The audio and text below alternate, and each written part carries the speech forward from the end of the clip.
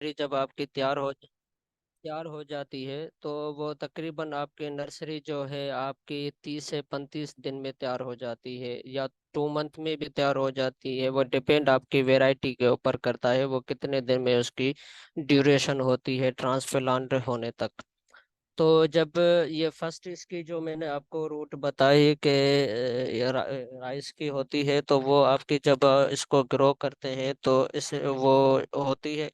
तो जब आप उसकी ट्रांसप्लांट करते हो तो फिर उसकी दूसरी रूट आ जाती है। दूसरी उसकी जो रूट होती है तो आप उसको जो है क्राउन रूट भी कहते हैं, और दूसरी इसका नाम एडवांस रूट भी इनको बोला जाता है। और टेक्निकली इसको परमानेंट रूट भी कहा जाता है। कोई आपसे कहे कि भाई permanent root, crown root, advance root ये राइस क्रॉप में होती है, तो इनका डिफरेंस क्या है या अलग अलग तो नहीं है। तो आप उनको ये बोलेंगे कि ये जो सेकेंडरी रूट राइस की है, इनके ये तीनों ही नाम है। इसमें कोई भी जो है ना मुश्किल नहीं है, ना ही कोई जो है ना ऐसे ना समझने वाली बात है।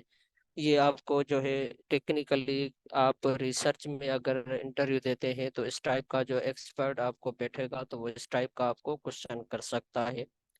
एक्सटेंशन में भी कर सकता है, कहीं पे भी। ये एग्रीकल्चर का जो भी बंदा होगा तो वो इस टाइप के क्वेश्चन करते हैं, जैसे स्टूडेंट जो है वो घबरा जाए, तो वो जान छुड़ाए कि दूसरा बंदा आ जाए।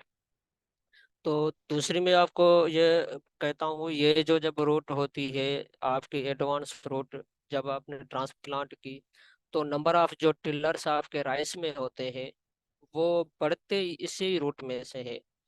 जो उसकी पहली सेमिनल जो रूट है वो ट्रांसप्लांट के बाद कुछ ही दिनों में वो डेड हो जाती है, वो सॉइल में अंदर डिकम्पोज होती है। फिर उसका जो है राइस प्लांट से कोई लेना देना ही नहीं होता है। फिर ये एक ही रूट होती है जहाँ से प्लांट जो है वो पानी भी लेता है, न्यूट्रिएंट भी लेता है, ये सारी चीज़ें जो भी उसको इसेंशियली सॉइल से उसको मिलती है वो इसी रूट से जो है वो लेता है। अब ये टेक्निकली चीज़ें रूट के हिसाब से मैंने आपको बता दी। और अगर स्ट्रीम की बात की जाए, जो राइस की स्ट्रीम है उसके लिए दो आपके जो है वर्ड है टेक्निकली वो बोले जाते हैं। जैसे मैंने आपको राइस के रूट के लिए 3 नाम बताए, तो ये राइस की जो स्ट्रीम है उसके लिए भी दो टेक्निकल नेम है, और उनकी जो है कोई उनमें भी डिफरेंस नहीं है। आपका जो कॉलम राइस का होता है उसको भी बोलते हैं आपकी स्ट्रीम, और दूसरा होता है हालम। ये आपके जो है राइस की स्ट्रीम होती है। ये आपके कहाँ पे होते हैं, जो आपके राइस के इंटरनोड होते हैं ये वहाँ पे होते हैं। जब राइस का इंटरनोड के बाद जो ज्वाइंट होता है उसके ऊपर से जो आपका स्ट्रीम होती है, वो जो एरिया होता है उसको आप कॉलम भी बोल सकते हैं, स्ट्रीम भी बोल सकते हैं, हालम भी बोल सकते हैं। अब राइस का आपको मैं एक चीज बताऊं, जो आपका राइस का लोअर बर्ड्स जो डेवलप आपकी होती है उसको आप नंबर ऑफ टिलर कहते हैं। Lower bird of rice crop आप उसको क्या कहते हैं, नंबर टिलर्स। अब आपको मैं एक बताता चाहूँ कि राइस की जो लाइफ साइकिल है, वो तकरीबन उसके कितने फेजेस होते हैं। 3 फेजेस होते हैं राइस के। जो लाइफ साइकिल के जो फेजेस होते हैं वो 3 होते हैं। एक वेजिटेटिव फेज होता है, दूसरा उसका रिप्रोडक्टिव फेज होता है, तीसरा उसका रेपनिंग फेज जो है वो होता है। अगर कोई आपसे पूछे कि राइस के लाइफ साइकिल के जो फेजेस होते हैं वो कितने होते हैं, वो 3 है होते हैं: vegetative phase, reproductive phase, ripening phase. अब मैं आपको ये बता देता हूँ, जो आपका रिप्रोडक्टिव फेज है राइस का वो 3 दिन में आ जाता है। 3 दिन उसको लगते हैं।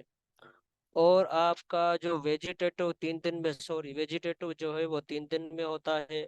और रिप्रोडक्टिव है जो वो आपका 30 दिन तक होता है। और दूसरा रेपनिंग, रिप्रोडक्टिव, रेपनिंग, ये ऐसे राइस के फेज हैं जिनमें से राइस में कोई भी ऐसी जो है फिजियोलॉजिकल चेंजेस इतनी नहीं आती, उसके अंदर वो कोई भी चेंजेस नहीं होती।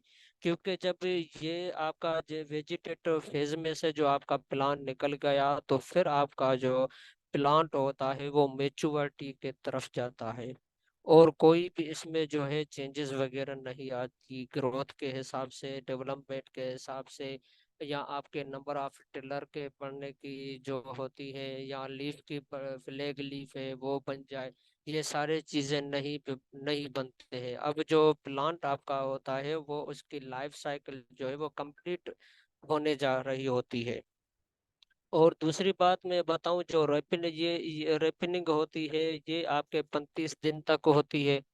और आपकी जो रिप्रोडक्टिव आपकी होती है वो 30 दिन तक होती है। तो अब मैं आपको दूसरी बात ये बताना चाहूँ कि ये एक मैं आपको मोस्ट इम्पॉर्टेंट राइस के हिसाब से एक इंस्टीट्यूट बता रहा हूँ, जो दुनिया में फर्स्ट इंस्टीट्यूट था राइस का, और कोई भी इंस्टीट्यूट नहीं था। वो इंस्टीट्यूट था फिलिस्तीन में। तो उस इंस्टीट्यूट को कहते हैं IRI। IRI का मकसद है इंटरनेशनल राइस इंस्टीट्यूट। कोई आपसे पूछे कि राइस का इंटरनेशनल इंस्टीट्यूट जो है वो कहाँ पे है, जो हमारी 2020 में कमीशन हुई थी, तो इसमें ये क्वेश्चन आया था कि राइस का जो इंटरनेशनल इंस्टीट्यूट है वो कहीं पे है, कहाँ पे है, वो फिलिपीन में है। ये आप टिक कर ले। ये आपने जहन में रखना है कि फिलिपीन में राइस का जो है इंटरनेशनल इंस्टीट्यूट है। और ये जो राइस का इंस्टीट्यूट है, और दुनिया में फर्स्ट हाई यील्डिंग वेराइटी और हाइब्रिड वेराइटी है, वो दुनिया में इस इदारे ने पैदा की थी। और उसको जो है बासमती जो है राइस कहा जाता है। और आपकी हाइब्रिड ड्राफ्ट वैरायटी भी उसको कहा जाता है। एरोमेटिक राइस जो आपकी बासमती है वो भी इसको कहा जाता है। और दूसरा इसका नाम जो है वो सेमी ड्राफ्ट वैरायटी भी इसको कहा जाता है। और इसमें से ये जो है इनकी बहुत अच्छी है, इसकी जो है खाने की क्वालिटी एज कंपेयर जो आपकी अदर वैरायटीज है। और दूसरी आपको मैं राइस के बारे में मोस्ट इम्पॉर्टेंट चीज़ें ओवरऑल बता रहा हूँ कि जो राइस क्रॉप है उसको जो ऑप्टिमम टेम्परेचर जो आपका रिक्वायर्ड होता है उसकी ग्रोथ के लिए, उसकी डेवलपमेंट के लिए, कि कोई आपसे ये पूछे कि optimum temperature of rice required और कार्ड, तो आपको जहन में आना चाहिए कि 20 सेल्सियस से लेके 30 सेल्सियस तक इसको जो है सदाम प्लीज अपनी आपका माइक को टेम्परेचर थोड़ा क्लोज चाहिए। करें। हाँ मैं ये कह, हाँ ठीक है। अगर टेम्परेचर की बात की जाए कि राइस को जो रिक्वायर्ड टेम्परेचर होता है वो आपका 20 से 30 सेल्सियस से जो है उसकी होना बहुत ज़रूरी है। इसमें इसकी जो है आपकी प्रोडक्शन पे बहुत अच्छी होती है। अगर मैं आपको पूछूं कि अब जब आपका राइस प्लांट है फ्लावरिंग स्टेज पे आ जाए या एंथेसिस स्टेज पे आ जाए, तो उसके लिए उसको कितना टेम्परेचर चाहिए, तो आपको जहन में आना चाहिए कि 21 से 37 सेल्सियस तक टेम्परेचर इसको चाहिए। अगर यहाँ तक टेम्परेचर नहीं मिला तो राइस की आपकी जो फ्लावरिंग स्टेज है वो मुतासर होगी, वो सही तरीके से नहीं होगी। और इसको जो राइस की फ्लावरिंग स्टेज है, और राइस में इसको एक टर्म बोला जाता है ब्लू मेनी। आपको कोई पूछे कि what is the blue many stage of rice, तो आप समझ जाना कि ये राइस की फ्लावरिंग स्टेज की बात कर रहे हैं। अगर कोई आपसे पूछे कि भाई फ्लावरिंग स्टेज और एंथेसिस स्टेज, और दूसरा मैंने आपको जो वर्ड बताया बिलोमेनी स्टेज, ये तीनों वर्ड राइस में यूज किए जाते हैं, इनमें से डिफरेंस क्या है, तो आप उनको सीधा ये बोल देना भाई जो फ्लावरिंग स्टेज है ये भी सेम है, एंथेसिस स्टेज है वो भी सेम है, ये दोनों फ्लावरिंग स्टेज में आते हैं। और ये एक ही वर्ड है जिनके डिफरेंट मीनिंग्स है, जैसे हम सिनोनिमस यूज करते हैं, इससे समझे ये तीनों वर्ड एक दूसरे के सिनोनिमस तौर के हिसाब से राइस के टर्मिनोलॉजी में यूज होते हैं। अब दूसरी मैं आपको बताता चलूं कि ऑप्टिमम टेम्परेचर आपका जो राइस को चाहिए आपकी रेपनिंग के लिए वो 20 से 25 तक होता है। और एक में इम्पॉर्टेंट चीज़ है, फिर मैं अब थोड़ी स्लाइड के ऊपर चलूंगा। और कल मेरे दोस्त ने कुछ जो है ये कहा था कि राइस को व्हीट क्रॉप के ऊपर के हमें जो है ना उनके बेस्ट डिजीज जो है वो बताओ। तो बेसिकली कल तो मुझे नहीं था पता, तो ये चीज़ें होंगी मैंने छोड़ दिया था एंटोमोलॉजी या पैथोलॉजी की वजह से, मगर ये थोड़ा मैं आज राइस के ऊपर उन चीज़ों को टच दूंगा जो मोस्टली टेक्निकल क्वेश्चन पूछे जाते हैं कमीशन में, रिटन एग्जाम के लिए भी और आपके जो है वाइवा एग्जाम के लिए भी। तो ये भी आप नोट कर लेना। तो अब मैं स्टार्ट करने जा रहा हूँ कि आपकी राइस की जो ग्रोथ स्टेज है, आपकी वेजिटेटिव स्टेज है, और दूसरी आपकी रिपनिंग स्टेज है, और दूसरी आपकी टिलरिंग और स्टीम एलांगेशन है, और दूसरी आपकी आ जाती है बोटिंग स्टेज है, और दूसरी आपकी आ जाती है रिपनिंग और मिल्किंग और ग्रेन फार्मिंग फिलिंग। ये सारी चीज़ें हार्वेस्ट तक आ जाती हैं। अगर इनमें से भी आपको कोई चीज़ समझ में ना आए तो फिर आप कमेंट सेशन में जो है ना मैसेज कर देना, तो मैं आपको वो भी अच्छे तरीके से बताऊँ, क्योंकि मैं जनरली ये चीज़ें मैं आपको बता बता के गया हूँ। अब मैं बात कर रहा हूँ कि अगर राइस क्रॉप को ग्रो किया जाए तो उसकी क्लाइमेटिक और सॉइल की कंडीशन कौन सी होनी चाहिए। राइस की जो अगर हम कल्टीवेशन करें तो उसके लिए अलीवियल सॉइल बहुत अच्छी होती है, उसमें वाटर होल्डिंग कैपेसिटी भी बहुत अच्छी होती है, और वाटर की जो ये वाटर को एक अपने पास रखने की जो सलाहियत होती है वो इसमें बहुत अच्छी होती है। और ऑलमोस्ट जो आपके राइस को जो टेम्परेचर और सॉइल का टेक्सचर चाहिए तो वो उसके लिए बहुत अच्छा होता है। सैंडी अच्छा नहीं होता है। सैंडी क्यों नहीं अच्छा नहीं होता है, ये होता है कि जो सैंडी सॉइल है उसकी पोर स्पेस बहुत बड़ी होती है, तो वो जमीन ज्यादा जो हमारी सॉइल है वो पानी को अपने पास रहने नहीं देती। अब सैंडी सॉइल में पानी दोगे वो जल्दी जज़ब हो जाएगा। तो किले इसके लिए बहुत अच्छी रहती है, वाटर होल्डिंग कैपेसिटी अच्छी होती है। और आईटीएल पीएच अगर आपके राइस क्रॉप की देखा जाए तो ये भी 5.7 से होनी चाहिए। अगर आप राइस को 8 तक भी पीएच होगी तो वहाँ पे भी आप राइस को लगा सकते हैं, मगर ये होगा कि ग्रोथ तो हो जाएगी मगर थोड़ा यील्ड में और डेवलपमेंट में फर्क आ जाएगा। और इसको अगर कहा जाए कि राइस को अगर क्लाइमेट की बात की जाए तो इसके लिए सब ट्रॉपिकल जो कंडीशन है वो बहुत अच्छी होती है, और ह्यूमिडिटी और हाई रेनफॉल वगैरह वहाँ पे सनशाइन और ये चीज़ें उनके लिए बहुत अच्छी होती है। और दूसरी बात सब ट्रॉपिकल वहाँ जो उनके लिए बहुत अच्छा होता है। दूसरा जो मैंने टेम्परेचर आपको राइस के लिए पहले ही बता दिया कि रेंज प्रोडक्शन के लिए वो 25 से 35 डिग्री तक बहुत अच्छा होता है आपके राइस के हवाले से। और वैसे भी यही होता है कि जो है फर्टिलिटी बहुत अच्छी होनी चाहिए अगर आपको प्रोडक्शन सही लेनी हो।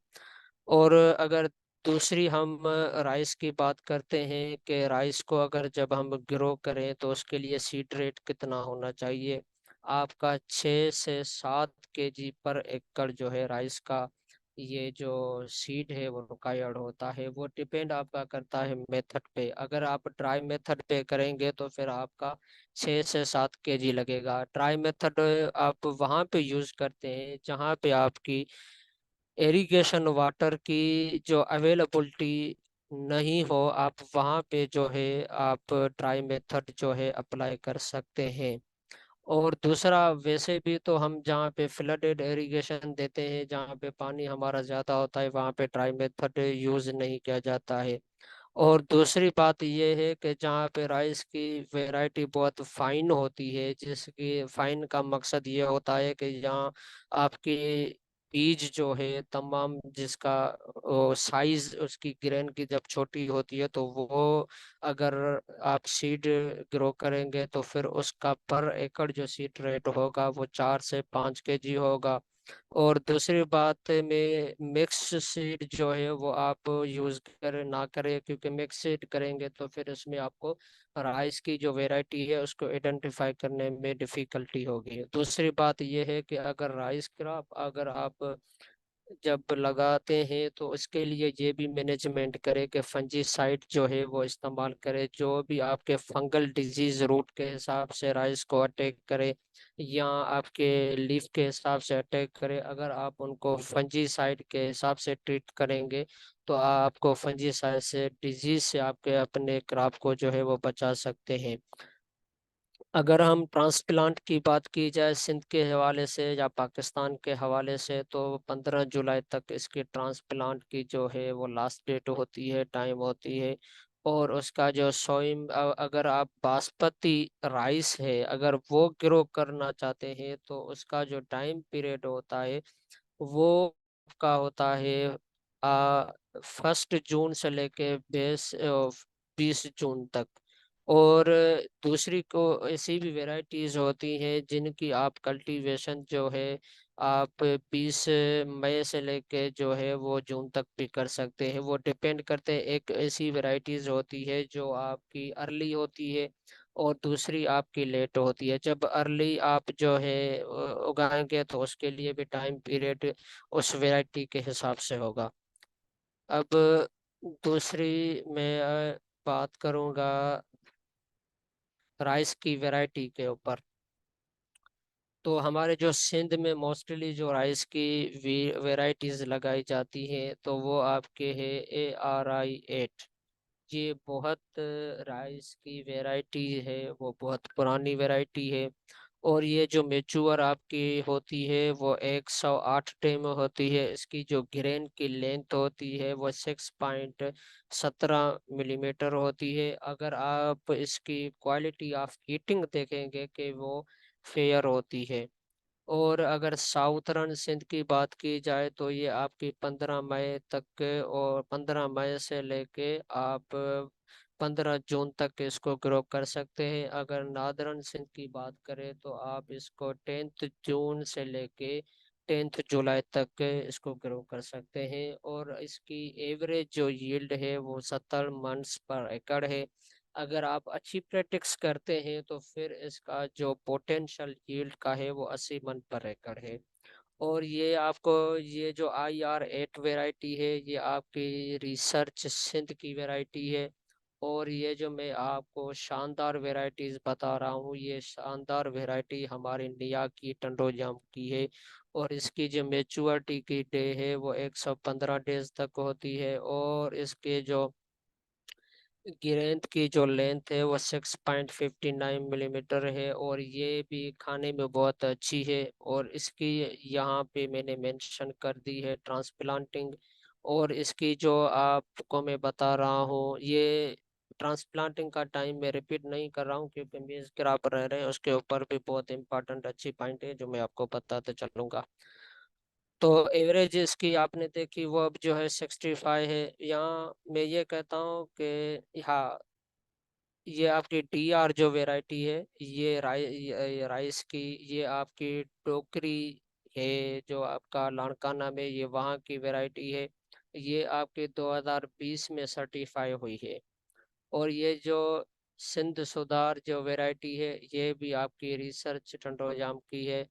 और ये भी जो है 105 दिन में ग्रो की जाती है।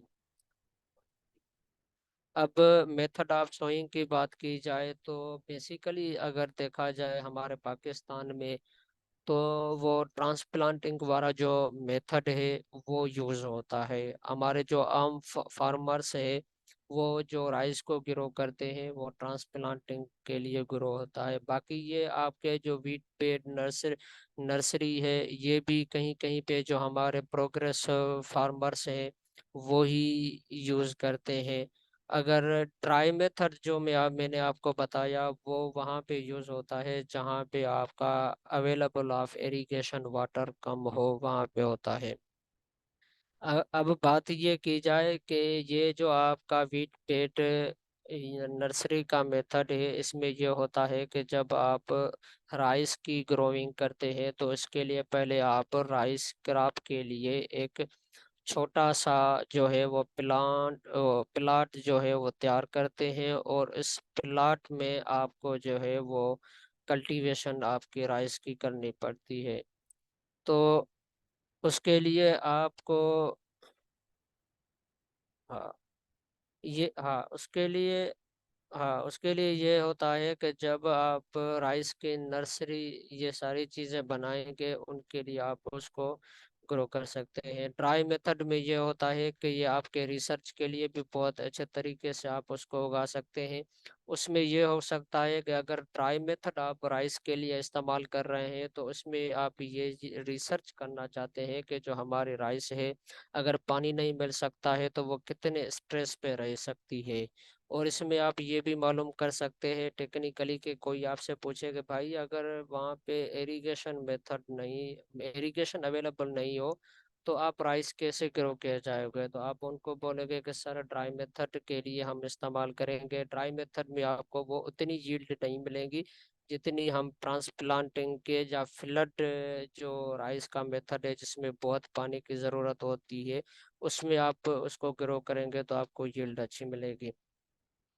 और दूसरी, आप जब ट्राई में नर्सरी बनाते हैं तो ये भी आपका जो है रिसर्च में मेथड यूज होता है।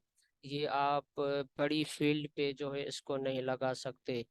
तो इसके लिए आपको जो प्लांट का जो होल होता है जो ट्राई के ऊपर, ये आपके 400 होल जो है यूज होते हैं।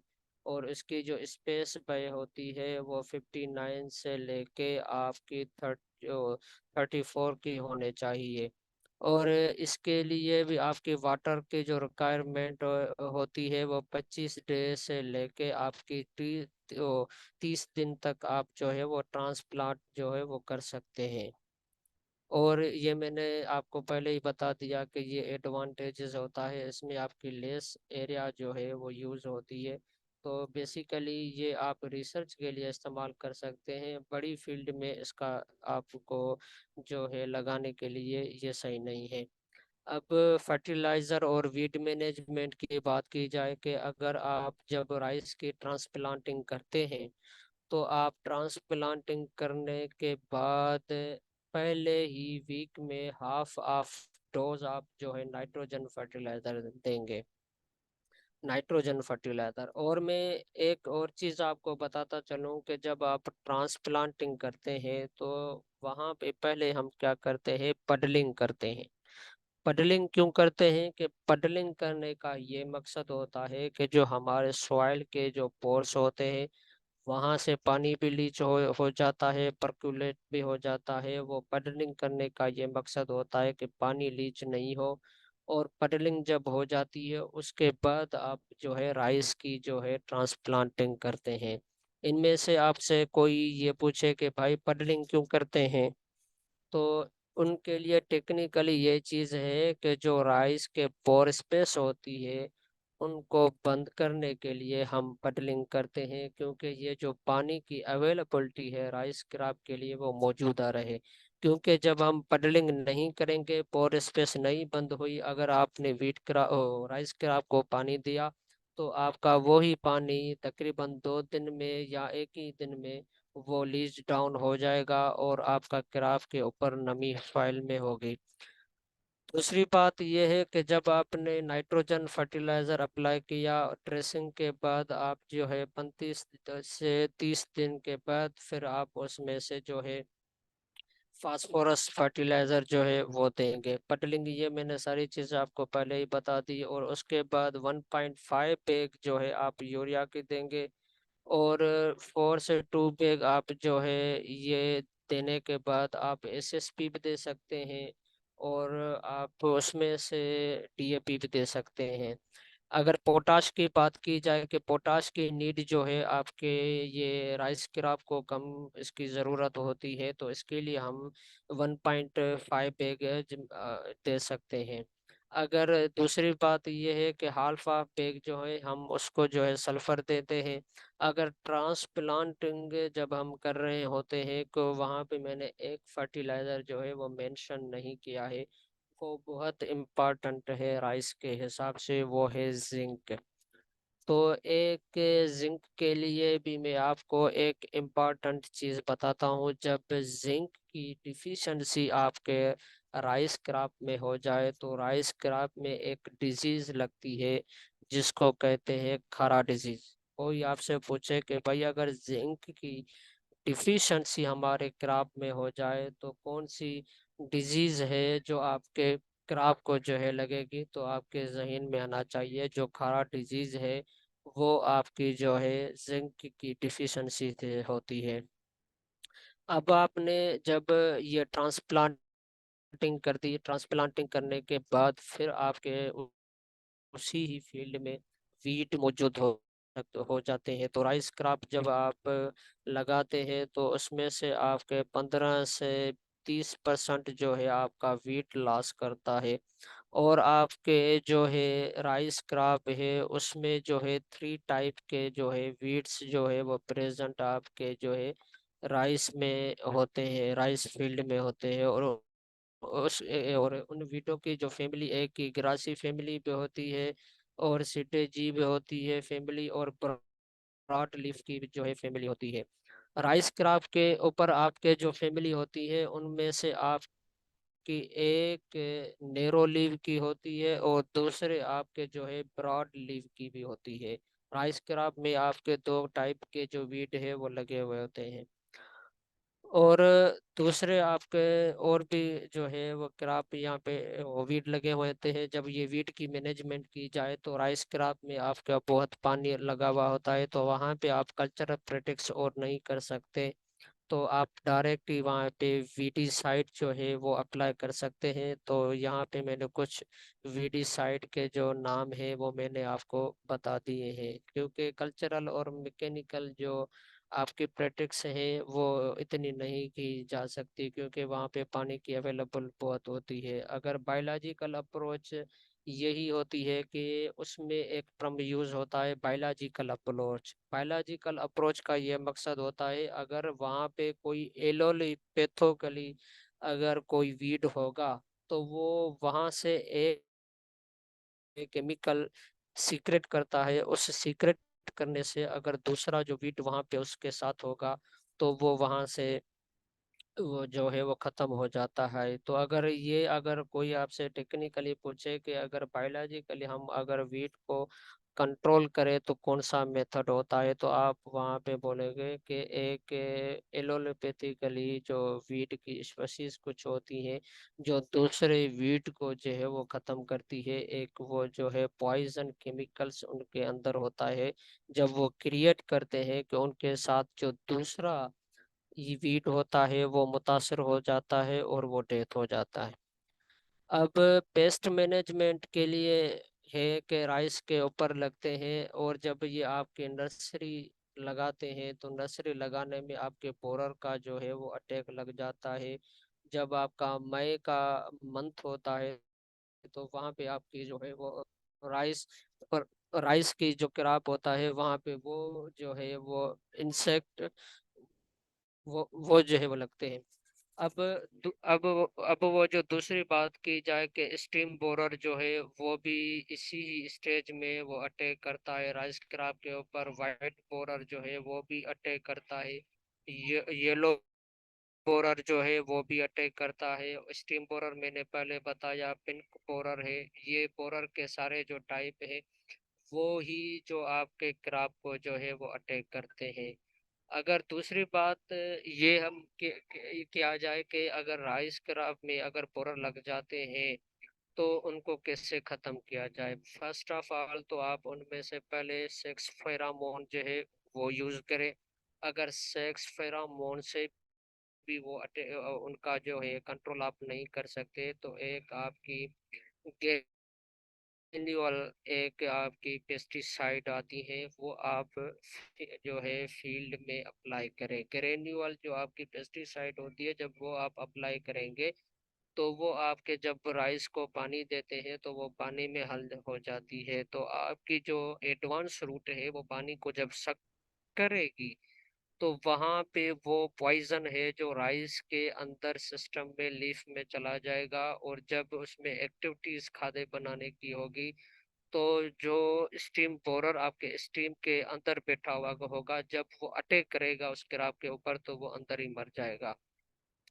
और बायोलॉजिकल कंट्रोल की बात की जाए कि प्रीडेटर और बीटल्स वगैरह या स्पाइडर्स आपके फील्ड में वो मौजूद है, तो वो स्टीम बोरर को तो नहीं कंट्रोल करेंगे, क्योंकि वो स्टीम में अंदर रहता है। वो कंट्रोल कहाँ पे करेंगे, जब आपके वहाँ पे उस बोरर के एग्स होंगे या लार्वीज होंगी, तो वो उनको कंट्रोल कर सकते हैं। बाकी अंदर जो उनके आपके जब वो स्ट्रीम में चला जाता है, तो फिर बायोलॉजिकल कंट्रोल से आप उसको नहीं कंट्रोल कर सकते, क्योंकि अगर ये बाहर आ गया स्ट्रीम से तो फिर आप बायोलॉजिकल कंट्रोल से उसे कंट्रोल कर सकते हो, वरना नहीं। दूसरी बात की जाए कि राइस के जो ऊपर जो डिजीज लगती है वो ब्लास्ट डिजीज लगती है, ब्राउन स्पॉट डिजीज लगती है, स्टीम रॉट लगती है, फुट रॉट लगती है और बेकन लगती है।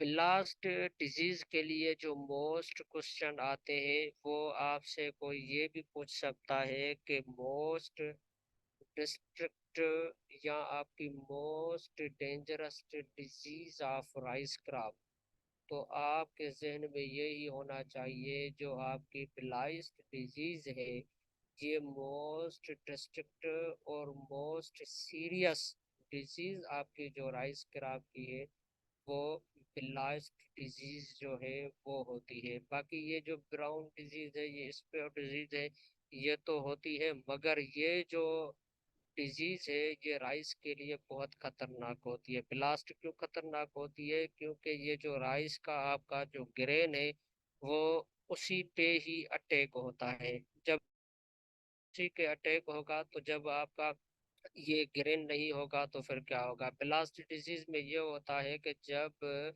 आपका लीफ शेप्ड हो जाए, उसके ऊपर उनका अटैक आ जाता है, वो फीके पड़ जाते हैं, तो ये होता है कि आपका जो सेमी वो आपका जो फ्लैग लीफ है उसको अटैक करती है। उसके अटैक होने के बाद वो आहिस्ता आहिस्ता आपके जो राइस के जो पेनिकल्स होते हैं वहाँ पे ये स्पोर्स जाके आपके ग्रेन की जो फार्मेशन है वो उसको भी मुतासर करते हैं, और उनकी जो डेवलपमेंट है वो सही नहीं हो जाती। और दूसरी बात ये भी हो जाती है कि आपके जो राइस की ग्रेन की फॉर्मेशन नहीं होगी, तो आपके जो राइस के पेटी है जिसके अंदर आपका चावल